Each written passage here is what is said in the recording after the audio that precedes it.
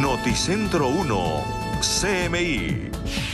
Gobierno anuncia plan especial con fuerzas militares para brindar seguridad en elecciones regionales. Procuraduría abrirá indagación preliminar contra la jefe de gabinete, Laura Sarabia.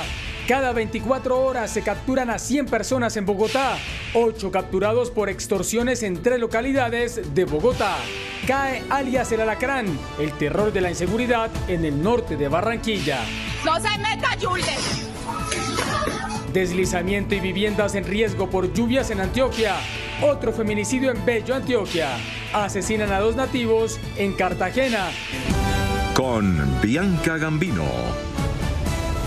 Buenas tardes, bienvenidos a Noticentro 1 CMI. La Comisión Nacional de Garantías Electorales está sesionando a esta hora en Bogotá anuncios importantes para el desarrollo de los comicios del 29 de octubre. Y la procuradora revela decisión por el caso de Laura Sarabia. Desde el Hotel Tequendama nos informa Carlos Ruiz. Carlos, buenas tardes.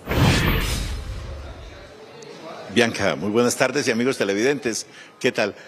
Efectivamente, el próximo 29 de octubre los colombianos debemos acudir a las urnas para elegir gobernadores, alcaldes, diputados y concejales. El Comité Nacional de Garantías Electorales está preparando todo ese programa de protección y seguridad para los candidatos y los electores que debemos ir a esta cita democrática dentro de 5 meses. Ante este Comité Nacional de Garantías, el Registrador Nacional del Estado Civil, Alexander Vega, presentó un preocupante panorama en 74 municipios, que son el mapa de riesgo para las elecciones del 29 de octubre, agravado con el anuncio de la banda de Iván Mordisco de que restablecerá la violencia en varias zonas del país. Departamentos como el Meta, al sur del sur del Meta, el gobernador lo ha anunciado, Nariño, Cauca, norte de Santander, el litoral pacífico chocuano, y mucho es sobre enfrentamiento entre las disidencias y otros grupos al margen de la ley por territorio. Están haciendo desplazar a la gente en el Chocó. Es el momento de recuperar el espacio y el tiempo que se ha perdido en el tema del proceso de paz, que ustedes se han dado cuenta que no fue acatado de las partes, el gobierno fue generoso, y aspiramos que esos departamentos, las operaciones militares, den nuevamente la tranquilidad para hacer el certamen electoral. El panorama es tan preocupante que hay 4 alcaldes de municipios en varias regiones del país que están despachando fuera de sus sedes. Son los alcaldes de Tibú, en norte de Santander, Cartagena del Chairá, en el Caquetá, Puerto Guzmán, en el Putumayo, y San José del Palmar, en el departamento del Chocó. El ministro del Interior dijo que se prepara desde ya un plan especial de protección para ciudadanos y para las autoridades locales. Los señores de estas disidencias han informado, el gobierno no solo toma nota, sino que en reuniones de seguridad especial con el ejército, con las fuerzas militares, con la policía, con la UNP, está preparando una estrategia especial. Particularmente, una de las primeras acciones es reforzar la seguridad de aquellos alcaldes que han tenido que abandonar las zonas, los 4 alcaldes, para que puedan volver, despachar desde su territorio y además liderar el proceso electoral desde su territorio. Y atención, el ministro del Interior dijo que se desplegará desde ahora mismo un operativo militar en las zonas de influencia de las disidencias de las FARC. Y mucha atención, la Procuradora General Margarita Cabello acaba de anunciar que su despacho abrió indagación preliminar por el caso de la jefe de gabinete del presidente Gustavo Petro, la señora Laura Sarabia, quien está implicada en un hecho de aparente interrogatorio irregular contra la niñera por una pérdida de $7.000. Esta es una indagación preliminar que ordenó su despacho esta mañana, anunció aquí en el Comité de Garantías la procuradora Margarita Cabello. Cuando hay indagaciones para verificar quiénes podrían estar vinculados y tener precisión sobre cuáles son los hechos, objeto de investigación y cuáles son los sujetos que se involucrarían dentro de esa investigación. Realizar las indagaciones preliminares viene la apertura de investigación, en donde ya se determina inicialmente la serie de hechos que podrían motivar apertura de investigación disciplinaria y quiénes serían los posibles responsables de esas conductas. Por ahora es indagación. Así pues, la Comisión Nacional de Garantías está estudiando toda la situación de orden público en el país, está pasando revista a las peticiones de gobernadores y los alcaldes de las principales ciudades de Colombia para determinar ese plan de acción de protección de los electores para el 29 de octubre. Con Carlos Ruiz desde el Hotel Tequendama en Bogotá, Noticentro 1 CMI. Buenas tardes. Gracias, Carlos. Buenas tardes. En Bogotá, cada 24 horas se logran 100 capturas por diferentes delitos. En el año, 14.000 personas han sido detenidas. Angélica Arango con los detalles. Buenas tardes. Bianca y televidentes, muy buenas tardes. Empezamos con esta información, pues en medio del operativo que se llevó a cabo el día de ayer en inmediaciones del estadio Nemesio Camacho El Campín, recordemos que hubo una balacera en donde fueron capturadas 3 personas, la Policía Metropolitana de Bogotá reveló una alarmante cifra, pues diariamente se están capturando en promedio 100 personas aquí en esta ciudad, sobre todo en los delitos de extorsión, homicidio, hurto a personas, a vivienda y a vehículos. Como de película, se presentó una balacera en inmediaciones al estadio Nemesio Camacho El Campín, cuando la ciudadanía reportó que un carro gris era perseguido por la Policía Nacional en medio de disparos.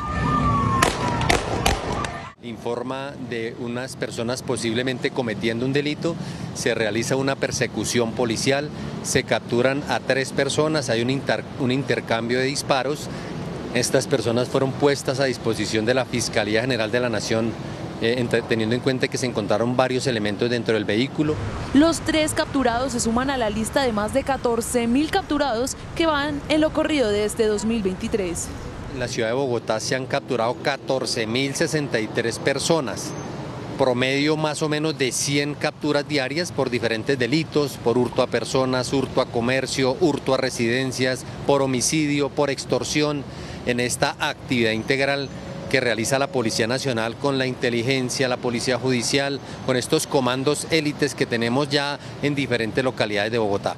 Los delitos de homicidio tienen más de 279 capturas, encabezando la lista de preocupaciones para las autoridades y para la ciudadanía. Cambiamos de tema porque en el barrio Cedritos de la localidad de Usaquén hablamos con el dueño de una farmacia que asegura que fue víctima de 2 ladrones que entraron a hurtarle sus pertenencias y las de la farmacia evaluadas en alrededor de 10 millones de pesos. Lo más preocupante es que las autoridades no han vuelto a pasar por este establecimiento. Vuelve y juega. Delincuentes del barrio Cedritos de la localidad de Usaquén aprovecharon la noche para hacer de las suyas. Los hechos ocurrieron sobre las 8 de la noche cuando 2 delincuentes ingresaron a una farmacia ubicada en la 142 con 12 en el norte de Bogotá, al percatarse que los dueños estaban a punto de cerrar este establecimiento. Llegaron 2 sujetos, uno por un lado, el otro por subiendo las escaleritas, luego llegaron 2 motocicletas a esperarlos y pues nos hurtaron, nos llegaron, apuntaron primero a mi domiciliario, luego me apuntaron a mí y nada, me siguió un tipo, entró adentro, mientras el otro me encañonó y pues recogieron todo lo del día, lo de la venta del día y los celulares, 6 celulares que nos hurtaron. Lo que más preocupa a este hombre es que asegura que en los últimos 2 años se ha incrementado la delincuencia en este sector. Hace 2 años de para acá se inició a hurtar demasiados celulares, hurto de celulares en la calle, hurto de locales se ha aumentado muchísimo. Y eso es lo que me preocupa porque pues necesitamos más seguridad, las autoridades no sé, desgraciadamente pues no están, digamos, están pendientes o si están pendientes el problema es que hay de pronto escasez de policía porque eso nos dieron ellos. Tras el terrible hecho del que tuvo que ser víctima, Elkin afirma que las autoridades no se han acercado hasta este punto de la capital del país. Finalizamos con esta información, pues en una articulación de la Policía Metropolitana de Bogotá junto con el Gaula capturaron a 8 personas que se dedicaban a la extorsión aquí en la capital del país. Precisamente uno de los capturados es alias Nietzsche, el brazo derecho de la organización criminal Los Satanás.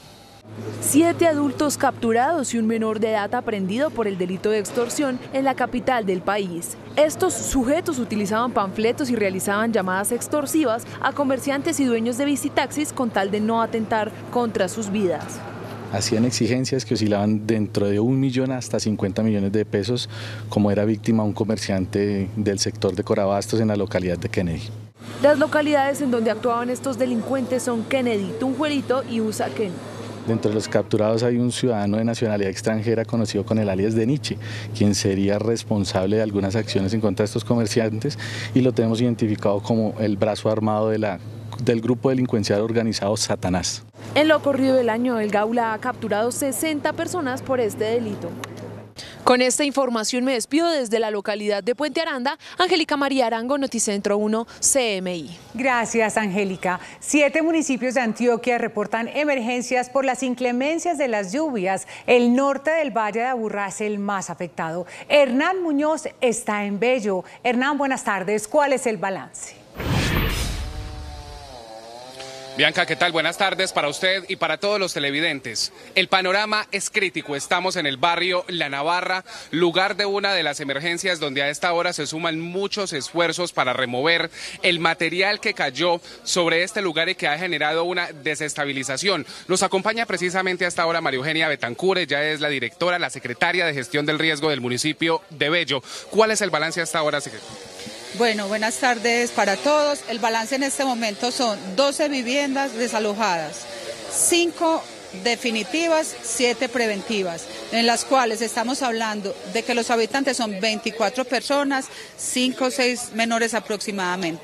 Es el balance que estamos viendo hasta ahora. Hay personal también de empresas públicas de Medellín por la caída de un poste y en este momento se está haciendo el análisis y la inspección. Girardota es otro de los municipios más afectados. Aquí está el informe.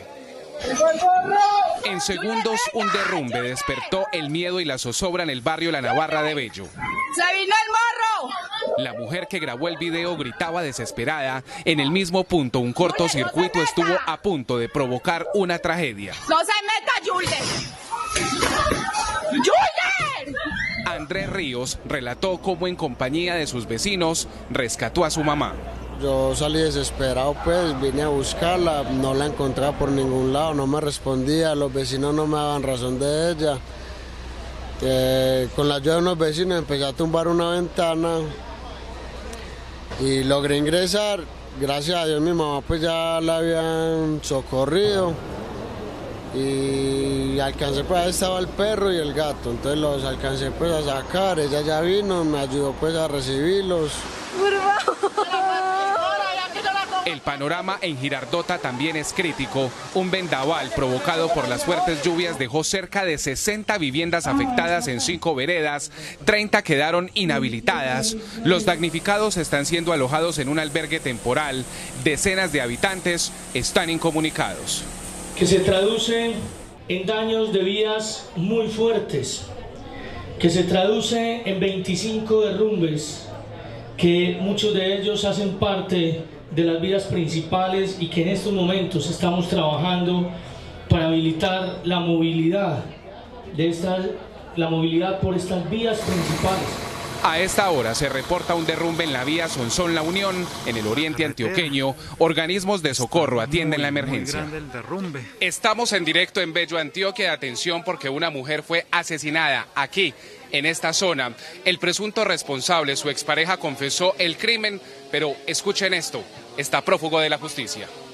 Como a las 6 pasaditas de la tarde me contestó el del celular de mi hija y me dijo: tranquila, ya la maté, ya la maté, ya me voy a ir a entregar y tranquila que a usted también la voy a matar por alcahueta. Una llamada con una fría confesión destruyó el corazón de esta madre en Bello, Antioquia. Fue la expareja de su hijo Juliet Cornelio, quien después de cometer el crimen admitió que lo hizo, sin importar que ambos dejaron un menor de 14 años. Noticentro 1 CMI conoció que la víctima denunció en 2 oportunidades a su expareja por amenazas de muerte. Este documento, expedido el 3 de febrero de 2022 por un fiscal especializado, prueba que el ente acusador le ordenó al entonces comandante de la Policía Metropolitana, general Martín Gámez, brindarle las medidas de protección, pero según su familia, incumplieron. La ley no sirve, es que la ley no sirve. Vea tanto que ella luchó y luchó, yo tengo toda la papelería de ella. Todo lo tengo. En la fiscalía todo salió tan bien y nada de eso no sirve para nada. Aunque Joan Sebastián Hernández se presentó voluntariamente ante la fiscalía y confesó el crimen, no fue capturado porque no hubo flagrancia. Al día siguiente fue citado a la diligencia de imputación y antes de iniciar se retiró. En este momento el señalado está libre y tiene orden de captura. La familia teme por su vida y denunció amenazas de muerte. Este año van 35 mujeres asesinadas en Antioquia. Y terminamos con información relacionada con el invierno que no da tregua en el departamento de Antioquia. Precisamente en el oriente, en la vía Sonsón, en La Unión, varias personas resultaron lesionadas tras una emergencia que se presentó. 2 vehículos atrapados por un derrumbe entre los municipios de La Unión y Sonsón. Entre ellos viajaban 6 personas, en un particular una familia con 2 niños y en un furgón 2 hombres. 2 de los heridos fueron llevados al hospital de La Unión y la Unidad Nacional de Gestión del Riesgo está alertando por el incremento de las lluvias en Vigía del Fuerte y en la zona limítrofe de Antioquia y Chocó. Me despido a esta hora de la tarde desde el municipio de Bello en Antioquia. Hernán Muñoz, Noticentro 1 CMI. Muchas gracias, Hernán. Al regresar a Noticentro 1 CMI, 29 hospitales de Cali en riesgo.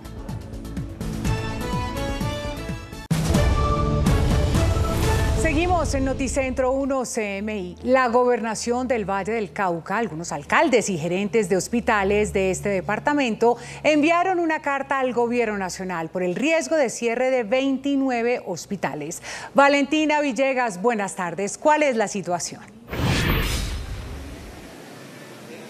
Buenas tardes, Bianca y televidentes. Así es, continúa la preocupación entre los usuarios de la EPS Emsanar por el futuro incierto de esta entidad promotora de salud a la que se encuentran afiliados. En las últimas horas se dio a conocer la decisión de la Superintendencia Nacional de Salud que limita a Emsanar EPS el giro directo de recursos para el pago de servicios y cartera a la red pública y privada, lo que pondría en riesgo a los más de 1,9 millones de afiliados que ya demuestran su preocupación.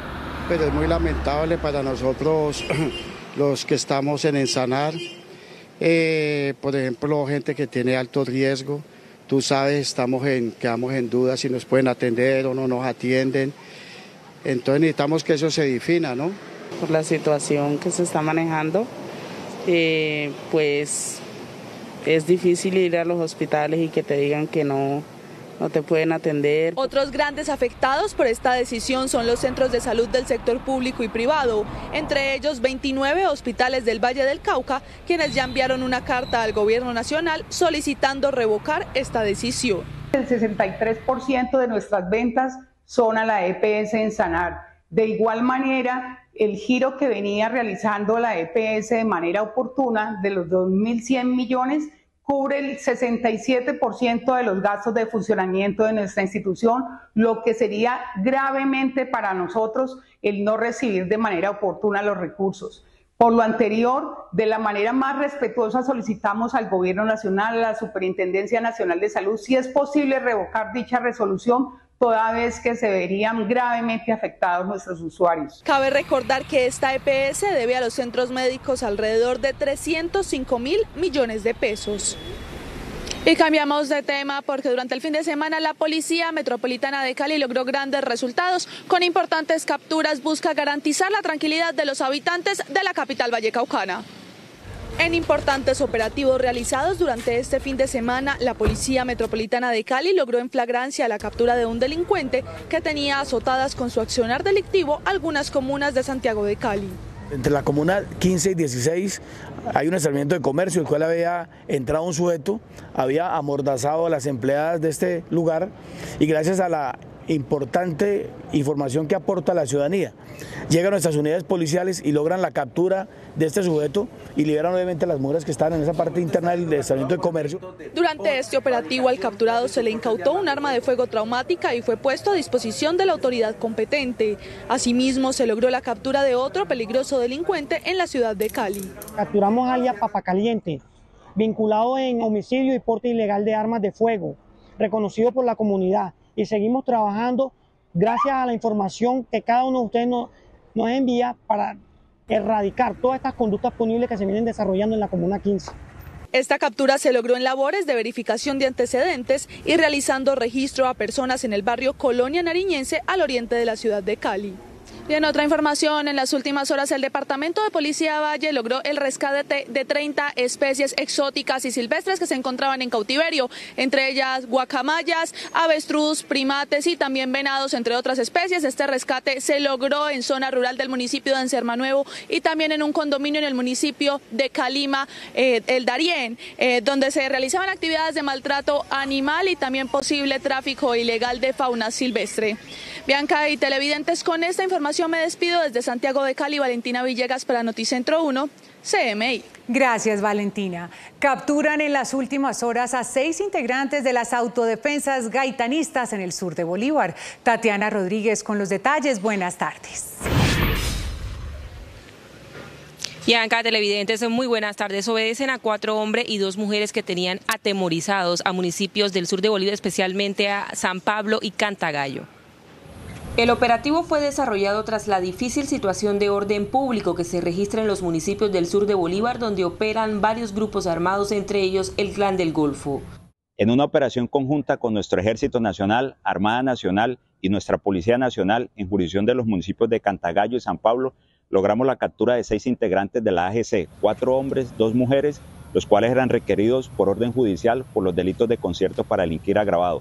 Dentro de los capturados se encuentra alias Chato, quien sería el cabecilla urbano de la subestructura Edgar Madrid Benjumea en San Pablo, sur de Bolívar. Venían delinquiendo en jurisdicción de los municipios de San Pablo, Cantagallo, Puerto Wilches y el Distrito Especial de Barrancabermeja, y hacían parte del componente criminal focalizado conocido como Puntos, los cuales eran los encargados de informar quiénes este grupo delictivo tenía que extorsionar y cometer homicidios selectivos.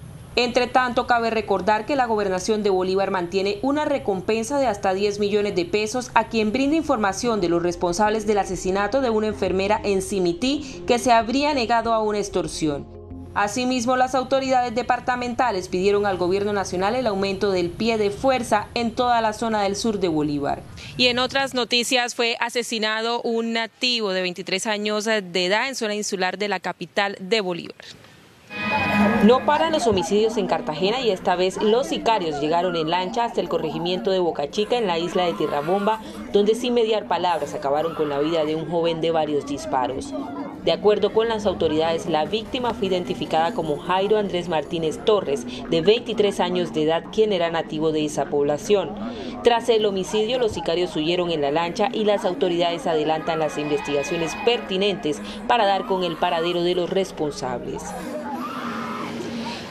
Son cerca de 120 los homicidios que ya han ocurrido en la capital de Bolívar durante este año. La comunidad de la zona insular de las islas cercanas a Cartagena han pedido mayor pie de fuerza por parte de las autoridades. Esto desde Cartagena, Tatiana Rodríguez para Noticentro 1 CMI. Feliz tarde. Gracias, Tatiana. En Barranquilla cayó alias El Alacrán, que era el terror de la inseguridad en el norte de Barranquilla. El criminal se acercó, desenfundó un arma y disparó. Sin embargo, el hombre asaltado reaccionó y disparó contra el asaltante. Jorge Castro con los detalles. Buenas tardes. Muchas gracias, Bianca. Muy buenas tardes. Se trata de alias El Alacrán, un hombre con un extenso prontuario criminal que fue abatido por un comerciante en un atraco el sábado en horas de la noche. Fabio Alonso Gómez Ordóñez, de 42 años de edad, un reconocido delincuente a bordo de un vehículo y con otros antisociales que le acompañaban, siguieron a su víctima hasta su residencia en el barrio Paraíso, en el nororiente de Barranquilla. Cuando la víctima llegaba a su casa, el ladrón se le acercó para intimidarlo. Mostró la pistola que llevaba mientras sus cómplices se subían a la camioneta. El hombre asaltado también desenfundó un arma, pero primero fue él el herido. Cayó, pero desde el suelo disparó al atracador en varias ocasiones. Resultó lesionado un delincuente momentos después de que pretendía cometer un hurto a un ciudadano, quien protegiendo su integridad lesiona a este delincuente con arma de fuego. La víctima del atraco se refugió en su vivienda, mientras los cómplices del delincuente trataron de llevarlo al vehículo. El asaltante se desplomó. La policía dio a conocer su prontuario. Este delincuente, conocido con el alias del Alacrán, presentaba 6 anotaciones judiciales por los delitos de violencia intrafamiliar, hurto a personas y porte ilegal de armas. La víctima del atraco se repone de las heridas y permanece recluido en un centro asistencial. La fotografía de El Alacrán, custodiado por policías, data del año 2018, cuando fue capturado después de robar un vehículo en el norte de Barranquilla. Noticias desde la capital del Atlántico con Jorge Castro, Noticentro 1, CMI. Muchas gracias, Jorge. Y ante los fuertes temblores que han sacudido al país, consultamos a un experto geólogo que nos explica las causas y cómo debemos reaccionar frente a un sismo. Ana Mercedes Ariza, buenas tardes. ¿Qué dicen los expertos?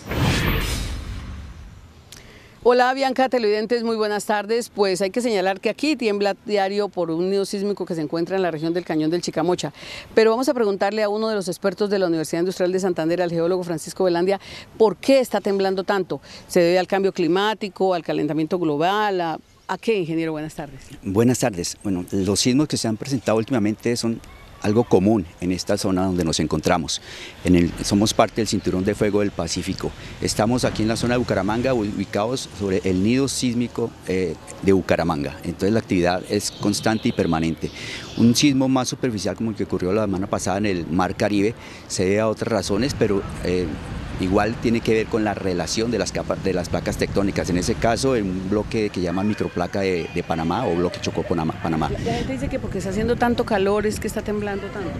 No tiene que ver, pues fenómenos que ocurren a profundidades de 30 o 150 kilómetros de profundidad, como es el caso del nido sísmico de Bucaramanga, pues nada tiene que ver con lo que pase a nivel atmosférico. ¿Qué recomendaciones para las personas? Porque es muy corto el tiempo que da. Sí, básicamente siempre se dice no entrar en pánico y seguir todas las recomendaciones de la Unidad Nacional de Gestión del Riesgo y todos los comités encargados. Bueno, muchísimas gracias. Hay que señalar que son 10, 20, 30 temblores que se dan a diario aquí, imperceptibles. También en otras noticias de esta región del país hay que señalar que el cambio climático tiene afectadas a 60 poblaciones de este departamento. Las lluvias se han llevado las vías principales. En este momento la vía Gonzaga-San Joaquín, una vía nacional, está cerrada por la pérdida de la banca. También hay afectaciones en la malla vial, en cultivos y en pérdida de animales en el 60%, repito, de este departamento. Se han activado todos los comités de riesgo y se mantiene la alerta naranja porque las lluvias irán hasta finalizar el mes de mayo. Es todo por el momento desde la capital de Santander. Para Noticentro 1, CMI, informó Ana Mercedes Ariza. Feliz tarde para todos. Kiev, la capital de Ucrania, enfrentó el mayor ataque con drones y misiles desde el inicio de la invasión lanzada por Rusia, cuyas fuerzas han intensificado notablemente sus ofensivas aéreas en contra de la ciudad en los últimos días. Las fuerzas de defensa de Kiev reportaron una nueva arremetida de las tropas del Kremlin durante la madrugada, la número 15 en la capital ucraniana en menos de 30 días. Según las autoridades de la ciudad, las defensas lograron repeler gran parte del ataque aéreo apenas un día después de enfrentar el mayor ataque con drones desde el inicio de la invasión rusa. De hecho, se habrían derribado al menos 40 drones y misiles crucero, mientras no se registraron bajas. Kiev habría sido relativamente poco golpeada este año, pero durante mayo sus residentes han enfrentado sirenas nocturnas y explosiones casi todas las noches. Aunque el presidente ucraniano Volodymyr Zelensky exaltó la respuesta de sus defensas aéreas, mientras pidió al Parlamento que apruebe nuevas sanciones contra Irán por el suministro de material militar, sobre todo drones, a Rusia, las cuales incluyen una prohibición total de relaciones comerciales en los próximos 50 años. El presidente de Bielorrusia, Alexander Lukashenko, afirmó que los países que estén dispuestos a unirse al Estado de la Unión de Rusia y Belarus recibirán armas nucleares. Lukashenko alabó el Estado de la Unión, que pone a su nación al servicio de Rusia, y envió un mensaje a otras ex repúblicas soviéticas manifestando que nadie está en contra de que mantengan estrechas relaciones con Moscú. Estas declaraciones llegan días después de confirmar que comenzó la transferencia de algunas armas nucleares tácticas desde Moscú a Minsk. El presidente del gobierno español, Pedro Sánchez, anunció el adelanto de las elecciones generales para el próximo 23 de julio. Los comicios que estaban previstos para el final de este año se anticipan luego de que el gobernante del Partido Socialista Obrero Español de centro izquierda sufriera un revés en las votaciones municipales y autonómicas. Después de que el gobernante Partido Socialista Obrero Español sufriera una dura derrota en las elecciones municipales y regionales, este domingo, el presidente del gobierno, Pedro Sánchez, convocó a elecciones generales anticipadas. Los comicios presidenciales en España, que estaban agendadas para diciembre de este año, serán realizadas el próximo 23 de julio. En un comunicado institucional, Sánchez aclaró que esta decisión se da tras los resultados de las elecciones celebradas ayer. El Partido Popular, considerado de centro-derecha, ganó terreno y arrebató hasta 5 regiones al PSOE. Tras el anuncio del adelanto electoral, el Congreso y el Senado español canceló toda la actividad parlamentaria prevista ante la inminente disolución de las dos cámaras, que debe producirse 54 días antes del 23 de julio. El voto por correo para las próximas elecciones generales se podrá solicitar desde este miércoles 30 de mayo, una vez publicada la convocatoria en el Boletín Oficial del Estado, y hasta el 13 de julio en cualquier oficina del servicio de correo. Recep Tayyip Erdogan, quien ha estado 20 años al mando de Turquía, ha logrado revalidar su gobierno por 5 años más e inscribir su nombre entre los mandatarios que más huella han dejado sobre el país. El presidente turco Recep Tayyip Erdogan, que lleva 20 años en el poder, volvió este domingo a conquistar la victoria en la segunda vuelta de las elecciones presidenciales al derrotar a su rival Kemal Kılıçdaroğlu por 4 puntos porcentuales.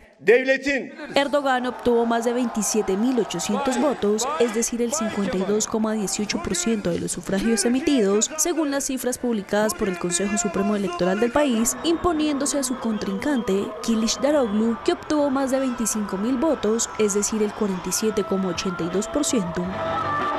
Erdogan se dirigió a una gran multitud de visitantes frente a su residencia en Estambul, donde declaró la victoria y agradeció a los ciudadanos. La oposición, por su lado, denunció varias irregularidades, incluyendo agresiones físicas contra observadores electorales en el sureste de Turquía. Kemal Kılıçdaroğlu afirmó que seguiría luchando por la democracia real en Turquía en un discurso pronunciado desde la sede de su partido en Ankara.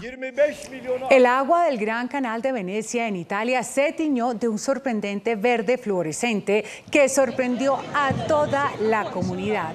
Las autoridades italianas creen que el agua se pintó del inusual color por una sustancia que no parece ser tóxica y probablemente sea el colorante de un líquido que se utiliza para descubrir dónde hay fugas. Ante el inusual cambio de apariencia del agua, el gobierno está realizando análisis para saber qué sustancias contiene este líquido.